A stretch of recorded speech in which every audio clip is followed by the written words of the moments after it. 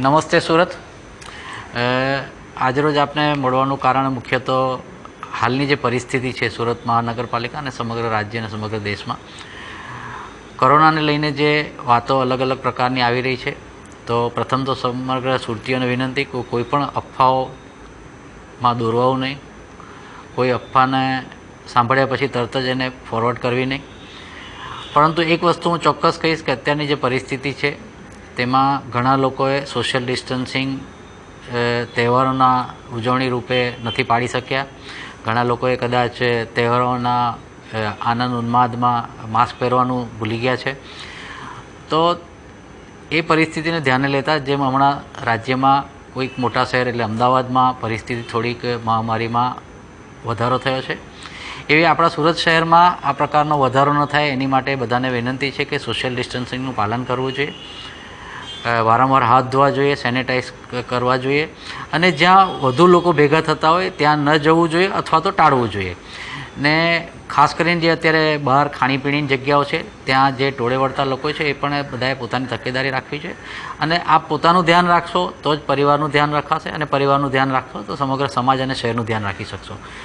તો આમાં બીજી એક ખાસ વાત તમારી સાથે શેર કરવાની કે અત્યારે તહેવારોને અને રજાઓને લઈને લોકો બહારગામ અલગ અલગ જગ્યાઓ પર ફરવા અથવા પોતાના માદરે વતન ગયા છે, ત્યાંથી જ્યારે સુરત પરત આવશે ત્યારે દરેક ચેકપોસ્ટ પર આ બાબતની ચકાસણી માટેની ટીમ મૂકવામાં આવી છે।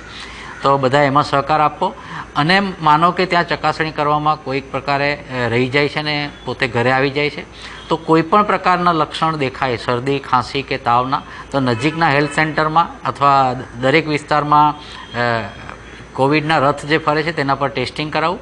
ટેસ્ટ કરાવવાથી કોઈ નુકસાન થતું નથી અને કોઈ આ વસ્તુ છુપી ન રાખવી જોઈએ, કારણ કે આપ છુપી રાખશો તો જે એના ડિસીઝને કારણે જે પ્રોબ્લેમ્સ પાછળથી ક્રિએટ થાય છે તે વધી શકે છે।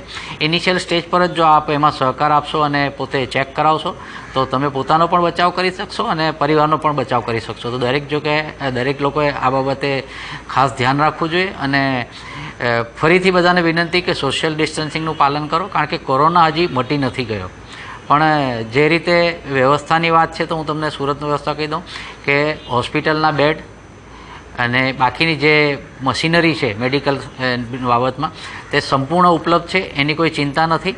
પણ લોકોને ખાસ વિનંતી કે આપ આ મહામારી જ્યાં સુધી ન થાય ત્યાં સુધી એના કોવિડના નિયમોનું પાલન કરો અને માન્ય રાજ્ય સરકાર અને માન્ય કેન્દ્ર સરકાર પણ આ બાબતે ખૂબ જ સચેત છે અને એમની ગાઈડલાઇનનું પાલન કરવું, કારણ કે માન્ય કેન્દ્ર સરકાર અને માન્ય રાજ્ય સરકાર સતત દરેક સિંગલ વ્યક્તિ સુધીની ચિંતા એ લોકો કરતા આવ્યા છે। તો આપણે એમાં સહભાગી થવું જોઈએ અને આપણે પોતાની કેર લઈને સમાજની અને શહેરની કેર લેવી જોઈએ એવી મારી વિનંતી છે। જય જય ગરવી ગુજરાત, ભારત માતા કી જય।